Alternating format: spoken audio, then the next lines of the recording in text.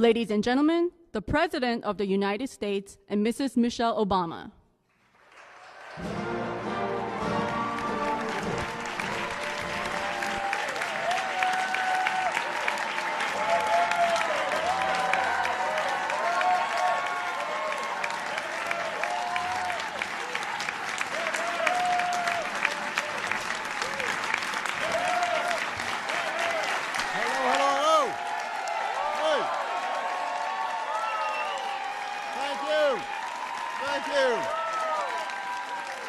Thank you so much. Thank you. Everybody, please have a seat.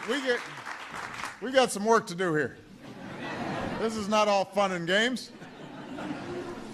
Welcome to the White House, everybody. Today we celebrate extraordinary Americans who have lifted our spirits, strengthened our union, pushed us towards progress. I always love doing this event, but this is a particularly impressive class. We've got innovators and artists, public servants, rabble-rousers, athletes, renowned character actors, like the guy from Space Jam.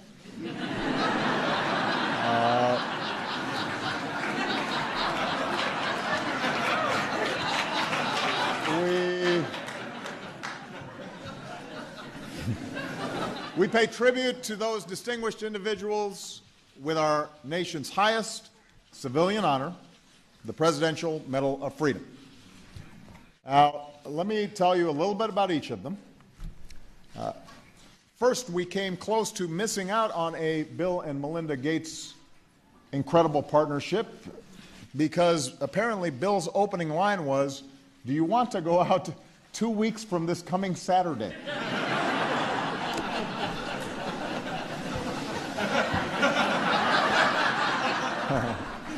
I mean, he was good with computers, but fortunately, Melinda believes in second chances, and the world is better for it.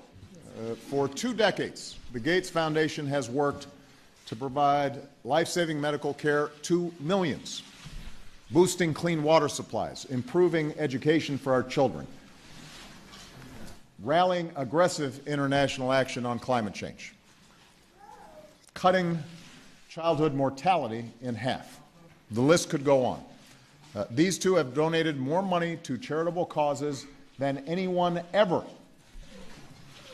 Many years ago, Melinda's mom told her an old saying, "To know that even one life has breathed easier because you lived, that is success."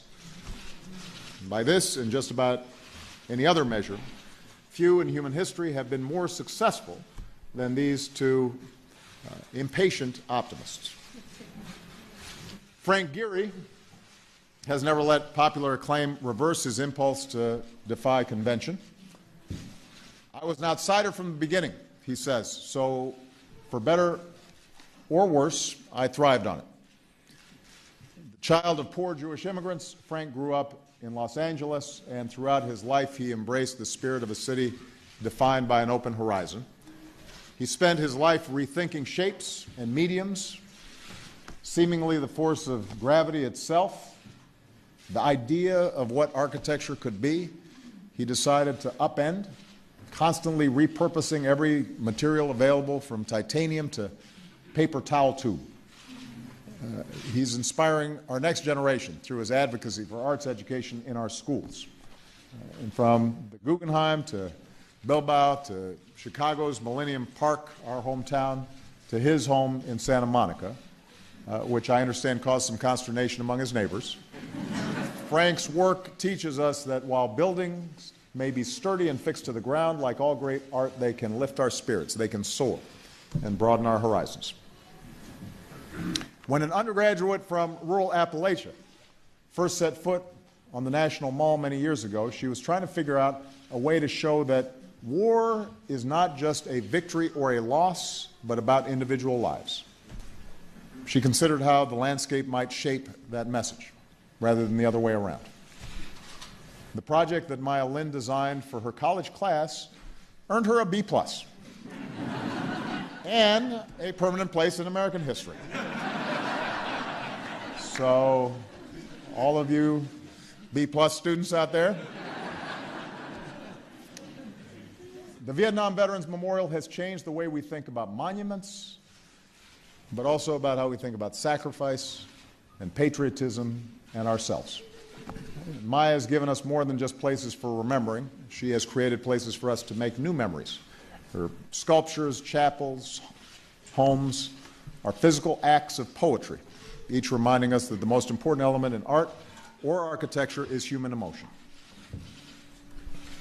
3 minutes before Armstrong and Aldrin touched down on the moon, Apollo 11's lunar lander alarms triggered. Red and yellow lights across the board. Our astronauts didn't have much time, but thankfully they had Margaret Hamilton, a young MIT scientist and a working mom in the 60s.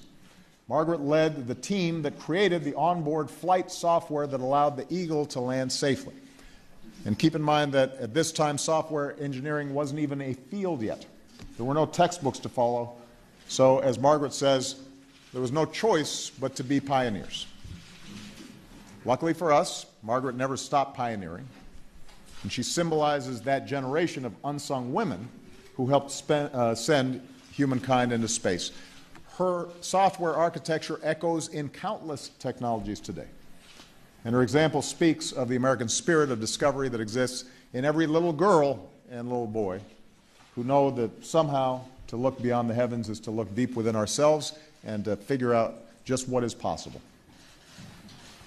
If Wright is flight and Edison is light, then Hopper is code. Born in 1906, Rear Admiral Grace Murray Hopper followed her mother into mathematics, earned her PhD from Yale, and set out on a long and storied career. At age 37, and a full 15 pounds below military guidelines, the gutsy and colorful Grace joined the Navy and was sent to work on one of the first computers, Harvard's Mark I. She saw beyond the boundaries of the possible and invented the first compiler, which allowed programs to be written in regular language and then translated for computers to understand. While the women who pioneered software were often overlooked, the most prestigious award for young computer scientists now bear her name. From cell phones to Cyber Command, we can thank Grace Hopper for opening programming to millions more people, helping to usher in the information age and profoundly shaping our digital world. Speaking of really smart people, in the summer of 1950, a young University of Chicago physicist found himself at Los Alamos National Laboratory. Dick Garwin was there, he said, because Chicago paid its faculty for 9 months, but his family ate for 12. So by the next summer, Dick had helped create the hydrogen bomb. And for the rest of his life, he dedicated himself to reducing the threat of nuclear war.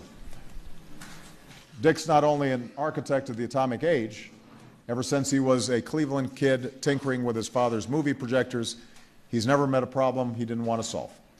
Reconnaissance satellites, the MRI, GPS technology, the touch screen, all bear his fingerprints.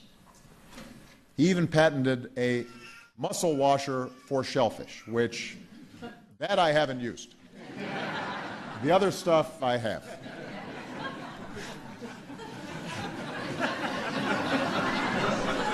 Where is he? Okay. Dick has advised nearly every president since Eisenhower, often rather bluntly. Enrico Fermi, also a pretty smart guy, is said to have called Dick the only true genius he ever met. I do want to see this muscle washer. Along with these scientists, artists, and thinkers, we also honor those who have shaped our culture from the stage and the screen. In her long and extraordinary career, Cicely Tyson has not only exceeded as an actor, she has shaped the course of history. Cicely was never the likeliest of Hollywood stars. The daughter of immigrants from the West Indies, she was raised by a hard-working and religious mother who cleaned houses and forbade her children to attend the movies. But once she got her education and broke into the business, Cicely made a conscious decision not just to say lines, but to speak out. I would not accept roles, she said, unless they projected us, particularly women, in a realistic light and dealt with us as human beings. And from Sounder to The Trip to Bountiful to the autobiography of Miss Jane Pittman, Cicely's convictions and grace have helped for us to see the dignity of every single beautiful member of the American family. And she's just gorgeous. And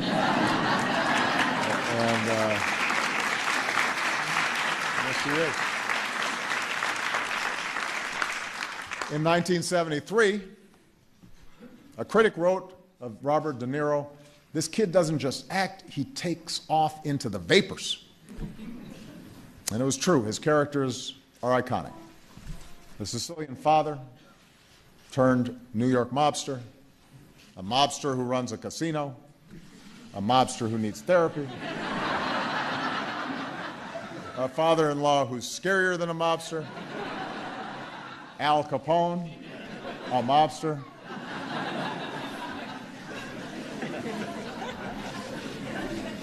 Robert combines dramatic precision and, it turns out, comedic timing with his signature eye for detail. And while the name De Niro is synonymous with tough guy, his true gift is the sensitivity that he brings to each role. This son of New York artists didn't stop at becoming one of the world's great actors. He's also a director, a philanthropist, co-founder of the Tribeca Film Festival. Of his tireless preparation, from learning the saxophone to remaking his body, he once said, "I feel I have to earn the right to play a part." And the result is honest and authentic art that reveals who we really are. In 1976, Lorne Michaels implored the Beatles to reunite on his brand new show. In exchange, he offered them $3,000. And then he told them they could share it equally, or they could give Ringo a smaller cut. Which was early proof that Lorne Michaels has a good sense of humor. On Saturday Night Live, he's created a world where a band of no-names become comedy's biggest stars, where our friends the Coneheads and cheerleaders and land sharks and basement deadbeats and motivational speakers and an unfrozen caveman lawyer show up, and Tom Hanks is on Black Jeopardy.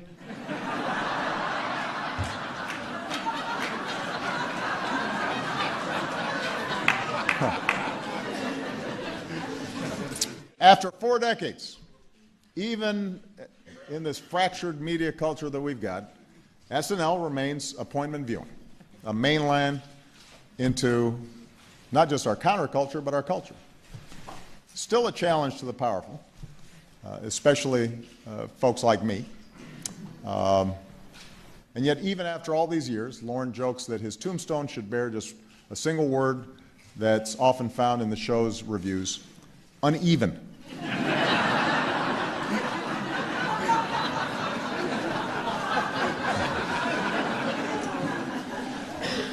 As a current U.S. Senator would say, doggone it, Lorne, that's why people like you. Hey, he produced a senator, too. It's pretty impressive. Ellen DeGeneres has a way of making you laugh about something rather than at someone. Except when I danced on her show. She laughed at me. But that's okay.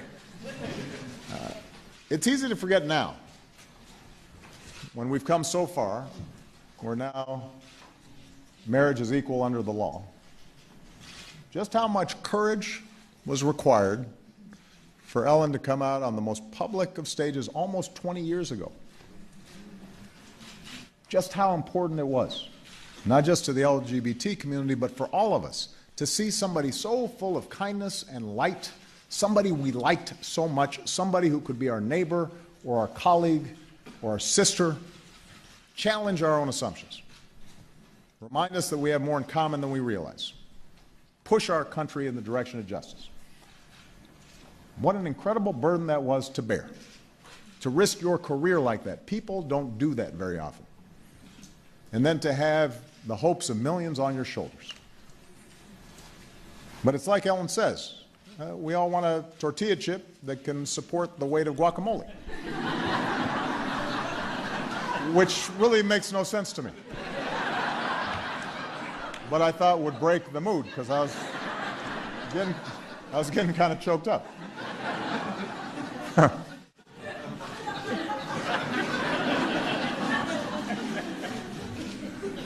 And she did pay a price. We don't remember this. I hadn't remembered it. She did for a pretty long stretch of time, even in Hollywood. And yet,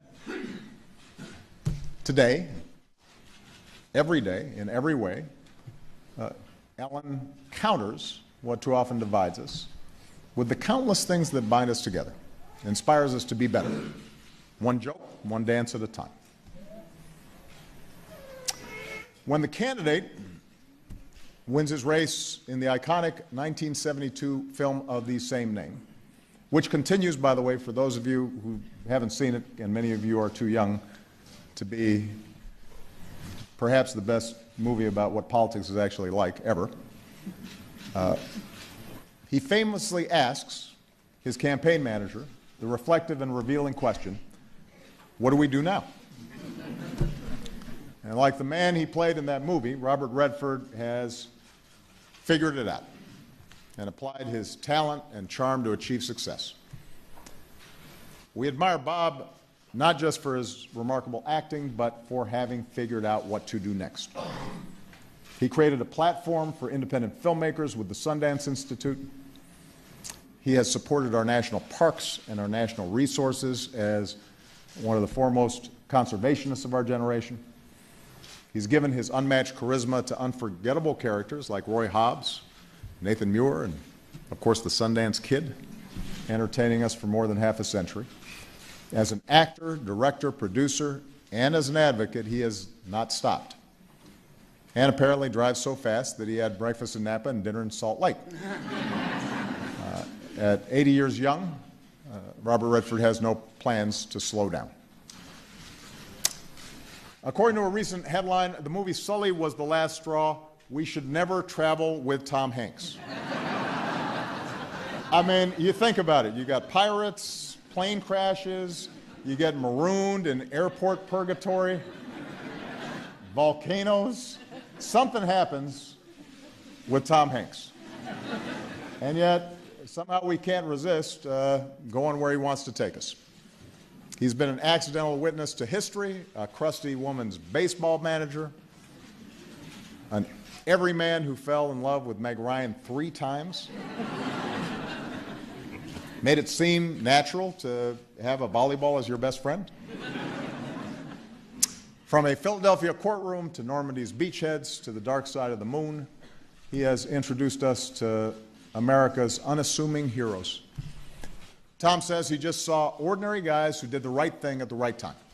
Well, it takes one to know one. And America's dad has stood up to cancer with his beloved wife, Rita. He's championed our veterans, supported space exploration, and the truth is, Tom has always saved his best roles for real life. He is a good man, which is the best title you can have.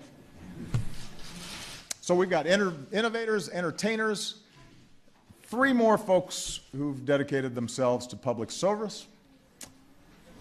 In the early 1960s, thousands of Cuban children fled to America seeking an education they'd never get back home. And one refugee was a 15-year-old named Eduardo Pedron, whose life changed when he enrolled at Miami-Dade College. That decision led to a bachelor's degree, then a master's degree, then a PhD, and then he had a choice. He could go into corporate America or he could give back to his alma mater. And Eduardo made his choice to create more stories just like his. As Miami-Dade's president since 1995, Dr. Pedron has built a dream factory for one of our nation's most diverse student bodies, 165,000 students in all. He is one of the world's preeminent education leaders, thinking out of the box, supporting students throughout their lives, embodying the belief that we're only as great as the doors we open. Eduardo's example is one we can all follow. a champion of those who strive for the same American dream that first drew him to our shores. When Eloise Cobell first filed a lawsuit to recover lands and money for her people, she didn't set out to be a hero. She said, I just wanted to give justice to people that didn't have it. In her lifelong quest to address the mismanagement of American Indian lands, resources, trust funds, wasn't about special treatment, but the equal treatment at the heart of the American promise. She fought for almost 15 years across 3 presidents, 7 trials, 10 appearances before a federal appeals court. All the while, she traveled the country some 40 weeks a year, telling the story of her people. And in the end, this graduate of a one-room schoolhouse became a MacArthur genius. She was a proud daughter of Montana's Blackfeet Nation, reached ultimately a historic victory for all Native Americans through sheer force of will and a belief that the truth will win out. Eloise Cobell overcame the longest odds, reminding us that fighting for what is right is always worth it. Now, every journalist in the room, every media critic knows the phrase Newt Minow coined, the vast wasteland. But the 2 words Newt prefers we remember from his speech to the nation's broadcasters are these: public interest. That's been the heartbeat of his life's work, advocating for residents of public housing, advising a governor and a Supreme Court justice, cementing presidential debates as our national institution, leading the FCC. When Newt helped launch the first communication satellites, making nationwide broadcasts possible, and eventually GPS possible and cell phones possible, he predicted it would be more important than the moon landing. This will launch ideas into space, he said, and ideas last longer than people. As far as I know, he's the only one of today's honorees who was present on my first date with Michelle. Imagine our surprise when we saw Newt, one of our bosses that summer, at the movie theater. We do the right thing. So he's also been vital to my personal interests. And finally, we honor 5 of the all-time greats in sports and music. The game of baseball has a handful of signature sounds. You hear the crack of the bat. You got the crowd singing in the 7th inning stretch. And you've got the voice of Vin Scully. Most fans listen to a game's broadcast when they can't be at the ballpark. Generations of Dodgers fans brought their radios into the stands because you didn't want to miss one of Vin's stories. Most play-by-play announcers partner with an analyst in the booth to chat about the action, then worked alone and talked just with us. Since Jackie Robinson started at second base, Vin taught us the game and introduced us to its players. He narrated the improbable years, the impossible heroics, turned contests into conversations. When he heard about this honor, Vin asked with characteristic humility, "Are you sure? I'm just an old baseball announcer." And we had to inform him that to Americans of all ages, you are an old friend. In fact, I thought about him doing all these citations, which would have been very cool, but I thought we shouldn't make him sing for a supper like that. Up next.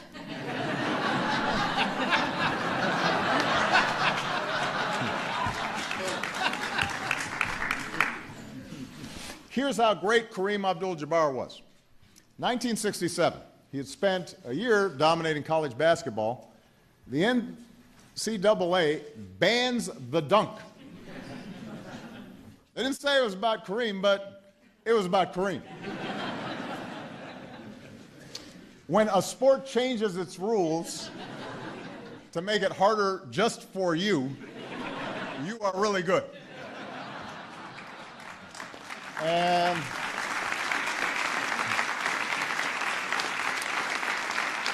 And yet, despite the rule change, he was still the sport's most unstoppable force. It's a title he'd hold for more than 2 decades, winning NBA Finals MVPs a staggering 14 years apart. Bless you. And as a surprisingly similar-looking co-pilot, Roger Murdoch once said in the movie Airplane. I mean, we've got some great actors here. Space Jam, Airplane. He did it all while dragging Walton and Lanier up and down the court for 48 minutes. But the reason we honor Kareem is more than just a pair of goggles and the skyhook. He stood up for his Muslim faith when it wasn't easy and it wasn't popular. He's as comfortable sparring with Bruce Lee as he is advocating on Capitol Hill or writing with extraordinary eloquence about patriotism. Physically, intellectually, spiritually, Kareem is one of a kind, an American who illuminates both our most basic freedoms and our highest aspirations. When he was 5 years old, Michael Jordan nearly cut off his big toe with an axe. Back then, his handles needed a little work. But think, if things had gone differently, Air Jordans might never have taken flight. I mean, you don't want to buy a shoe with like one toe missing. We may never have seen him switch hands in midair against the Lakers, or drop 63 in the Garden, or gut it out in the flu game, or hit the shot 3 different times over Georgetown, over Elo, over Russell.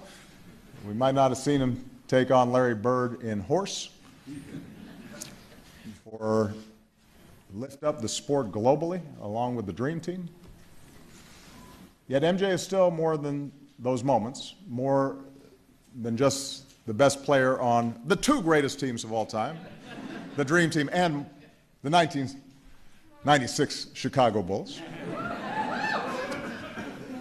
He's more than just a logo, more than just an internet meme.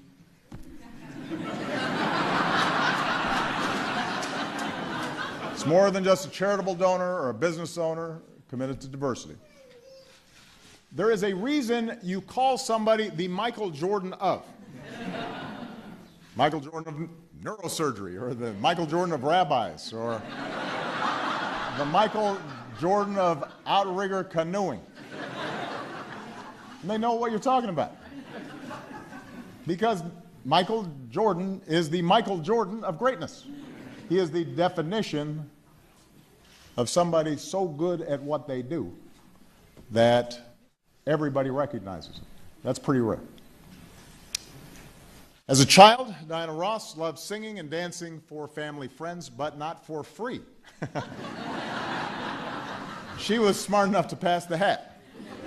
And later in Detroit's Brewster housing projects, she met Mary Wilson and Florence Ballard. Their neighbor, Smokey Robinson, put them in front of Berry Gordy, and the rest was magic, music history. The Supremes earned a permanent place in the American soundtrack. Along with her honey voice, her soulful sensibility, Diana exuded glamour and grace and filled stages that helped to shape the sound of Motown.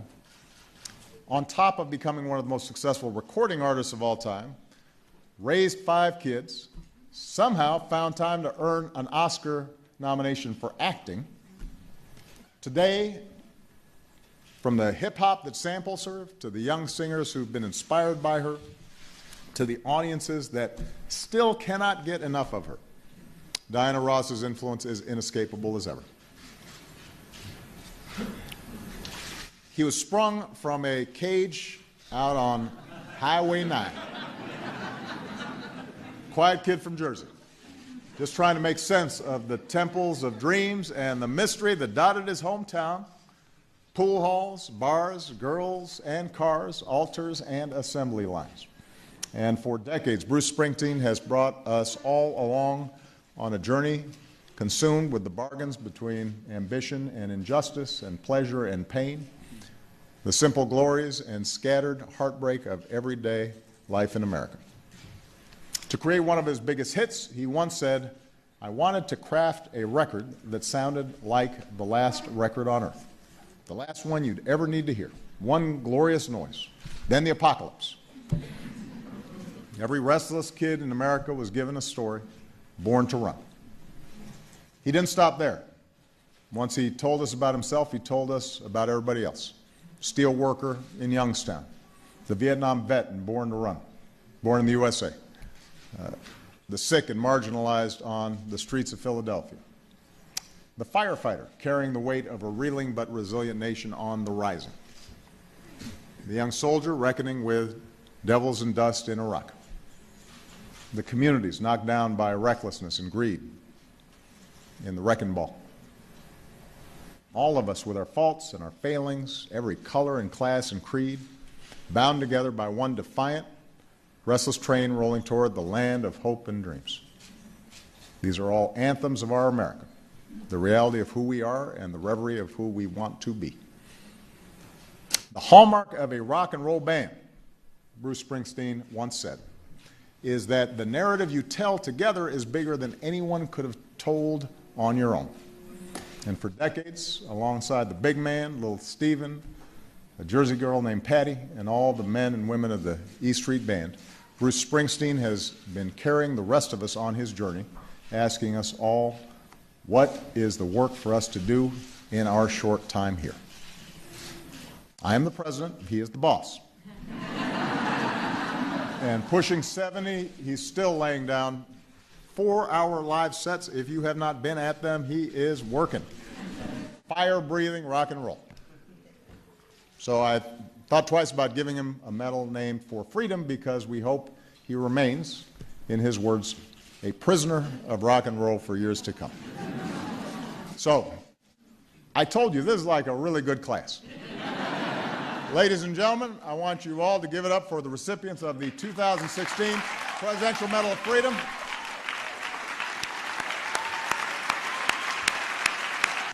We are going to have my military aide read the citations. Each one of them will come up and receive the medals, and then we'll wrap up the program. Okay? Let's hit it. Kareem Abdul-Jabbar. This one's going to be hard.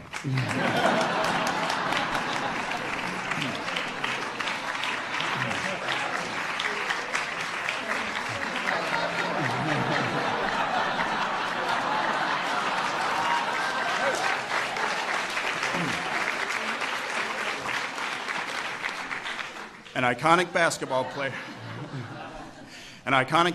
player who revolutionized the sport with his all-around play and signature skyhook, Kareem Abdul-Jabbar is a 19-time All-Star, a 6-time world champion, and the leading scorer in NBA history.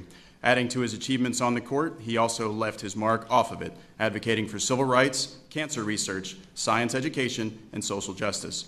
In doing so, Kareem Abdul-Jabbar leaves a towering legacy of compassion, faith, and service to others, a legacy based not only on the strength and grace of his athleticism, but on the sharpness of his mind and the size of his heart.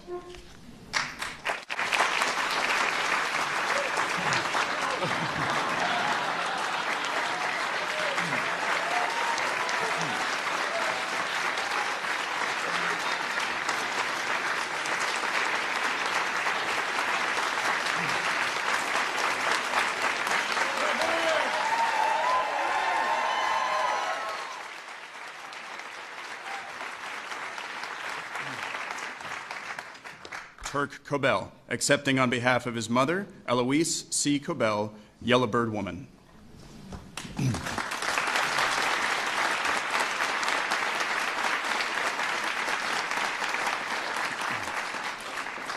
A member of the Blackfeet Nation, Eloise Cobell spent her life defying the odds and working on behalf of her people. As a young woman, she was told that she wasn't capable of understanding accounting, so she mastered the field and used her expertise to champion a lawsuit whose historic settlement has helped restore tribal homelands to her beloved Blackfeet Nation and many other tribes. Today, her tenacious and unwavering spirit lives on in the thousands of people and hundreds of tribes for whom she fought, and in all those she taught to believe that it is never too late to right the wrongs of the past and help shape a better future.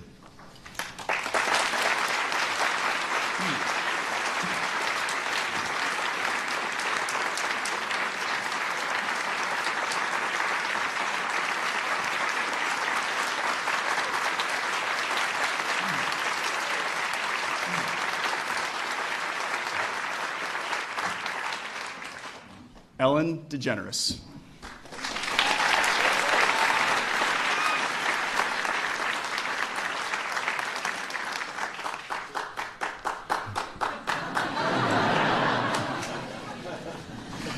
In a career spanning 3 decades, Ellen DeGeneres has lifted our spirits and brought joy to our lives as a stand-up comic, actor, and television star. In every role, she reminds us to be kind to one another and to treat people as each of us wants to be treated.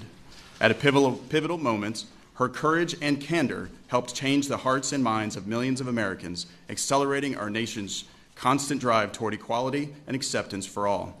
Again and again, Ellen DeGeneres has shown us that a single individual can make the world a more fun, more open, more loving place, so long as we just keep swimming.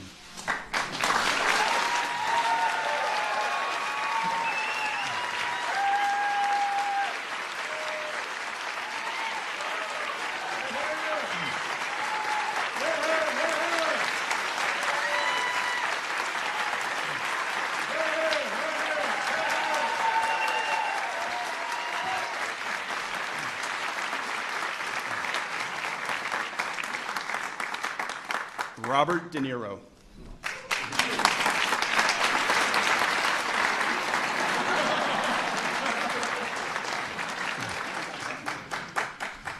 For over 50 years, Robert De Niro has delivered some of screen's most memorable performances, cementing his place as one of the most gifted actors of his generation.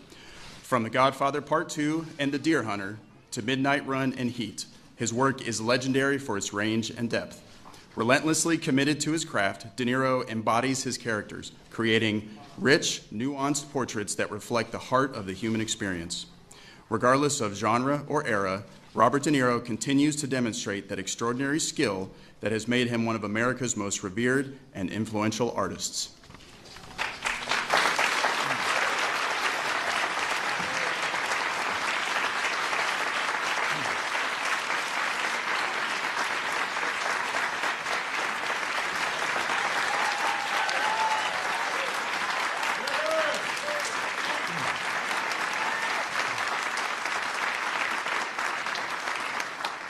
Richard L. Garwin.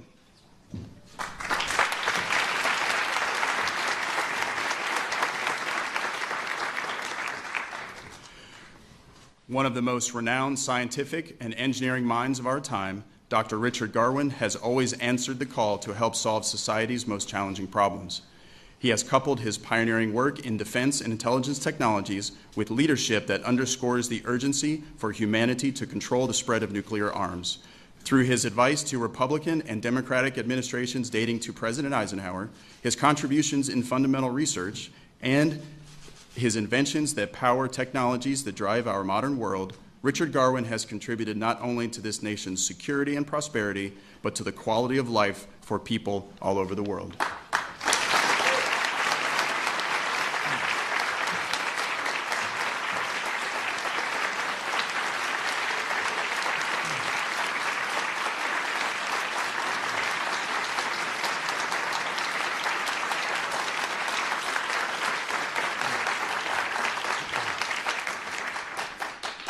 William H. Gates III and Melinda French Gates.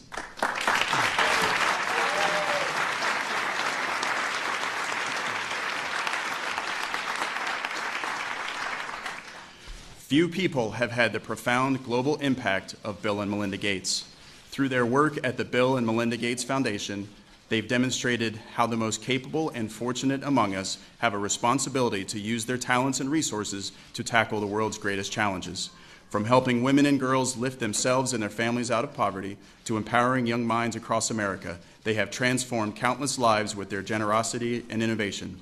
Bill and Melinda Gates continue to inspire us with their impatient optimism that together we can remake the world as it should be.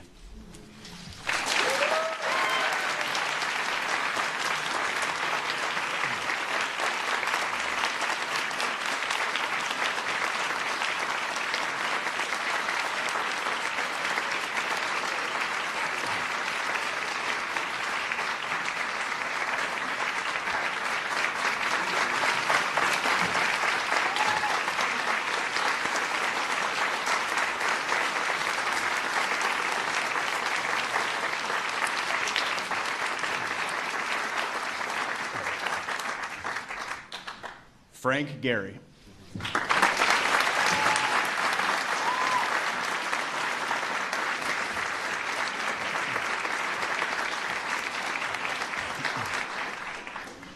Never limited by conventional materials, styles, or processes, Frank Gehry's bold and thoughtful structures demonstrate architecture's power to induce, wonder, and revitalize communities.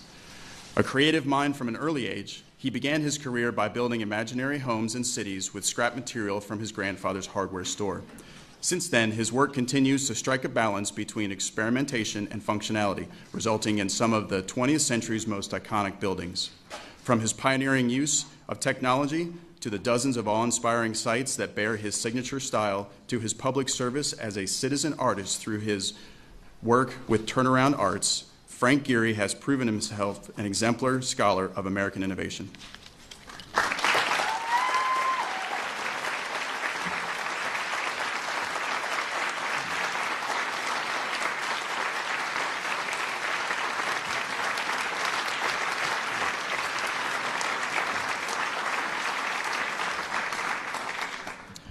Margaret Hayfield Hamilton.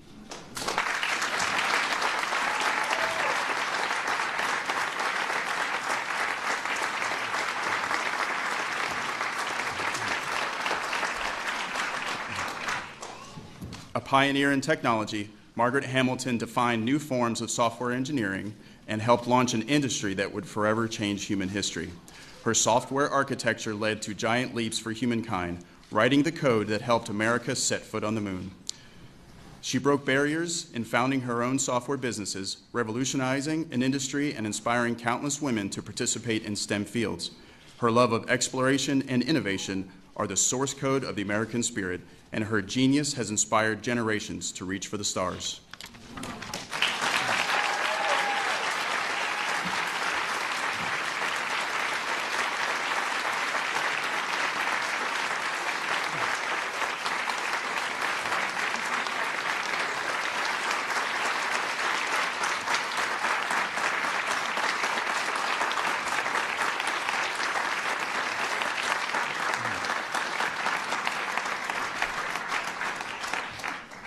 Thomas J. Hanks.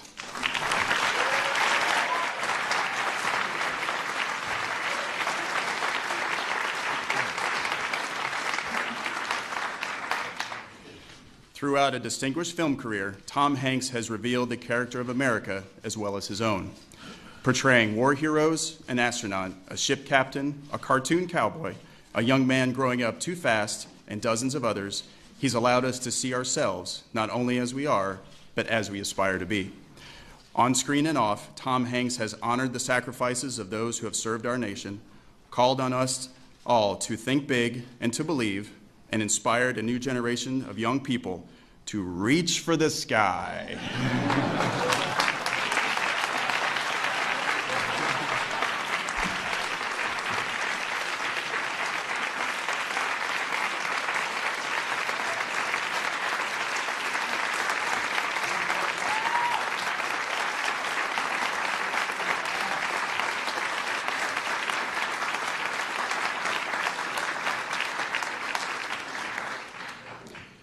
Deborah Murray, accepting on behalf of her great-aunt, Grace Murray Hopper.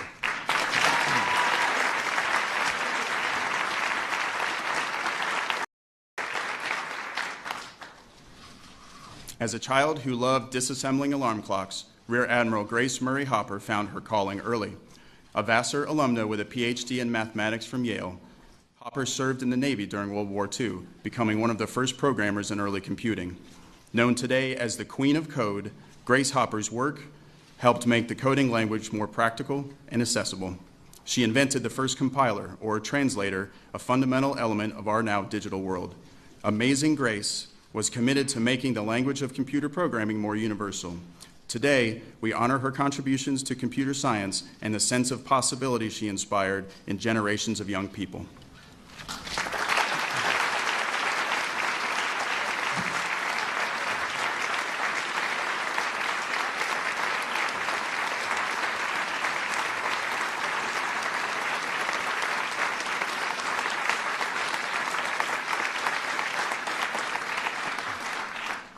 Michael J. Jordan.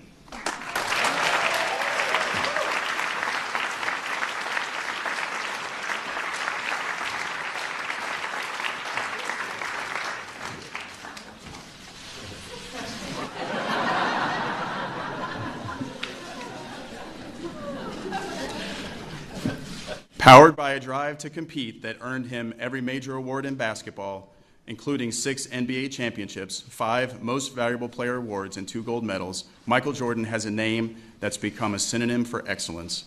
His wagging tongue and high-flying dunks redefined the game, making him a global superstar whose impact transcended basketball and shaped our nation's broader culture. From the courts in Wilmington, Chapel Hill, and Chicago to the owner's suite he occupies today, his life and example have inspired millions of Americans to strive to be like Mike.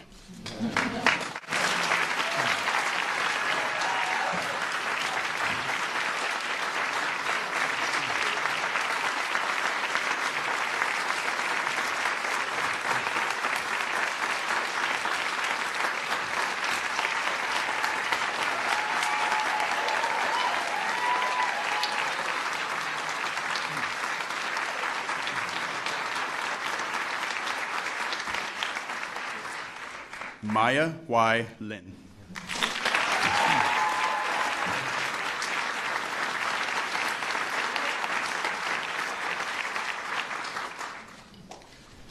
Boldly challenging our understanding of the world, Maya Lin's designs have brought people of all walks of life together in spirits of remembrance, introspection, and humility. The manipulation of natural terrain and topography within her works inspires us to bridge our differences and recognize the gravity of our collective existence. Her pieces have changed the landscape of our country and influenced the dialogue of our society, never more profoundly than with her tribute to the Americans who fell in Vietnam by cutting a wound into the earth to create a sacred place of healing in our nation's capital.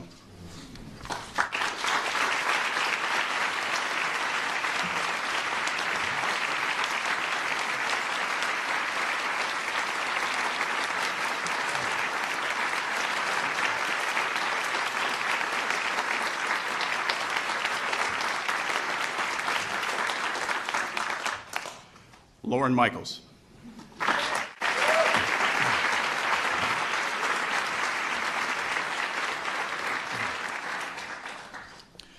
One of the most transformative entertainment figures of our time, Lauren Michaels followed his dreams to New York City, where he created a sketch show that brought satire, wit, and modern comedy to homes around the world.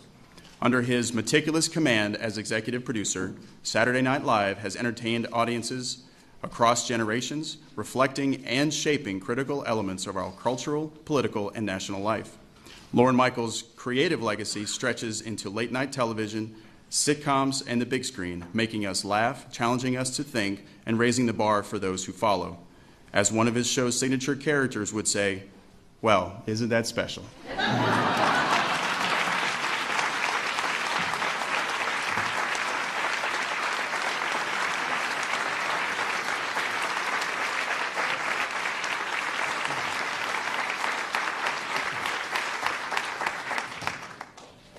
Newton N. Minow.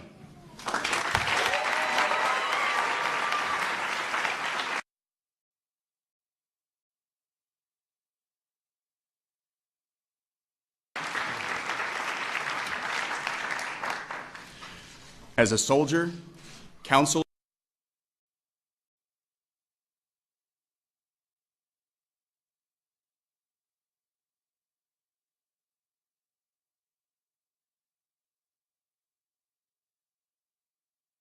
camera through entertaining, political, and historical themes. His lifelong advocacy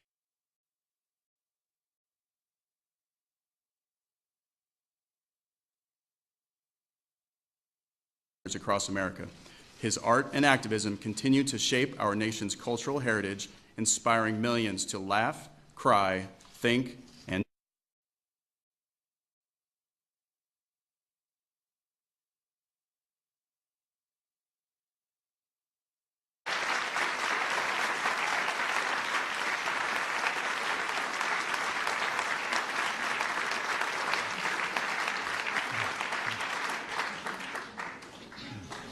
Diana Ross.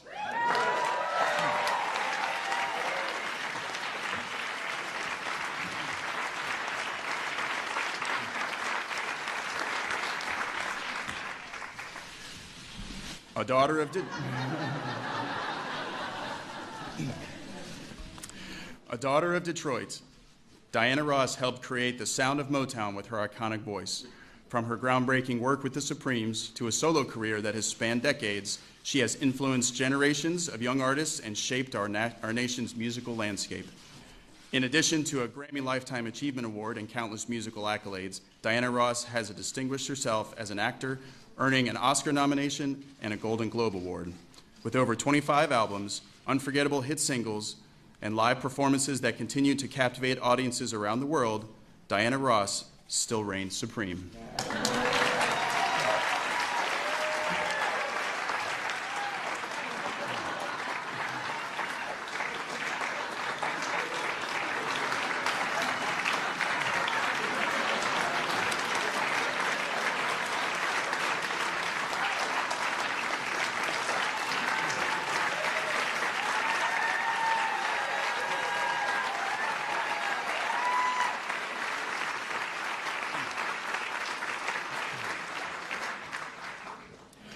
Next up, Vin Scully.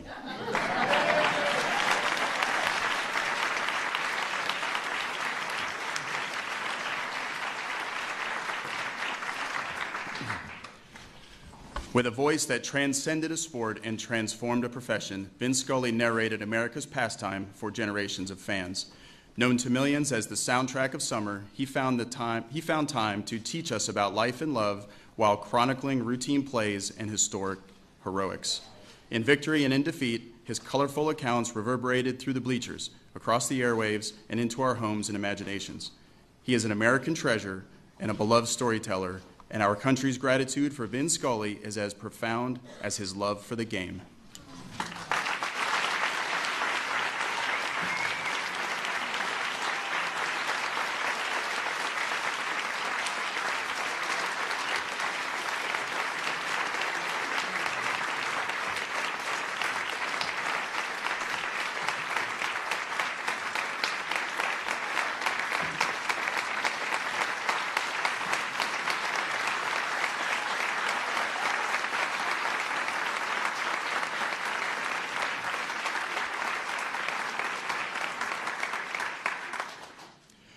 Bruce F. Springsteen.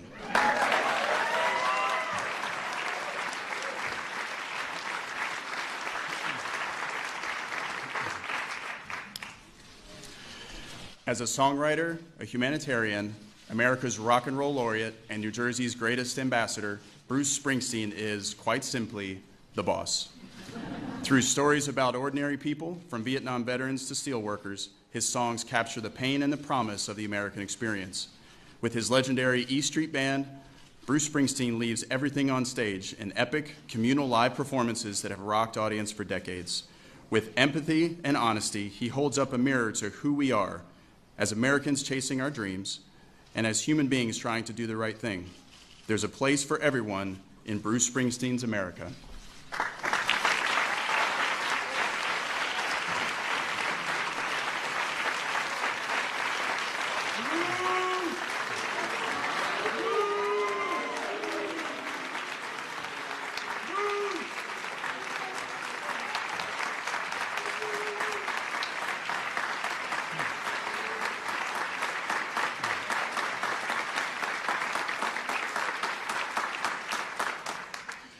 Cicely Tyson.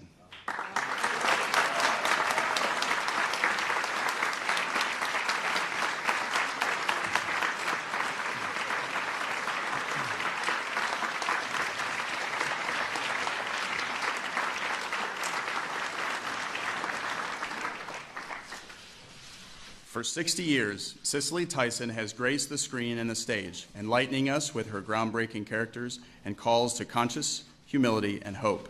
Her achievements as an actor, her devotion to her faith, and her commitment to advancing equality for all Americans, especially women of color, have touched audiences of multiple generations. From the autobiography of Miss Jane Pittman, to Sounder, to The Trip to Bountiful, Cicely Tyson's performances illuminate the character of our people and the extraordinary possibilities of America.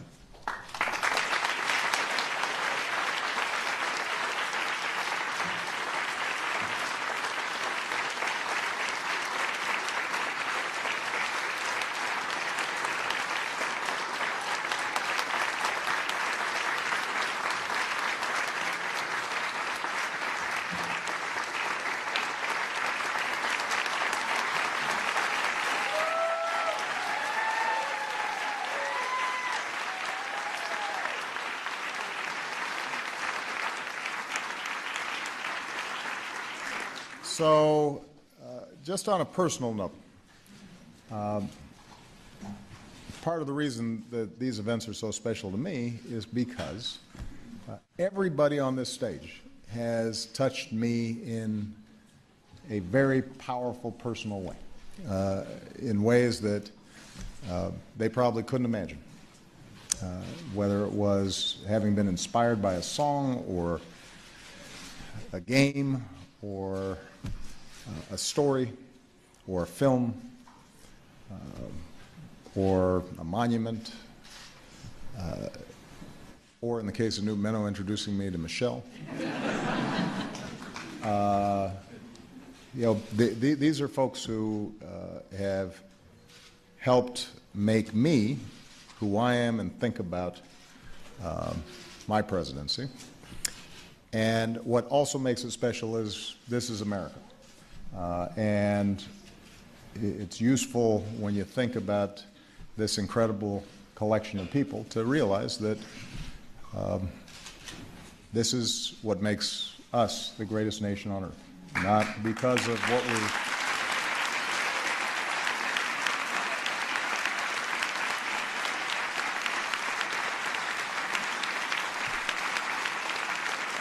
Not because of our differences, but because in our difference we find something common to share.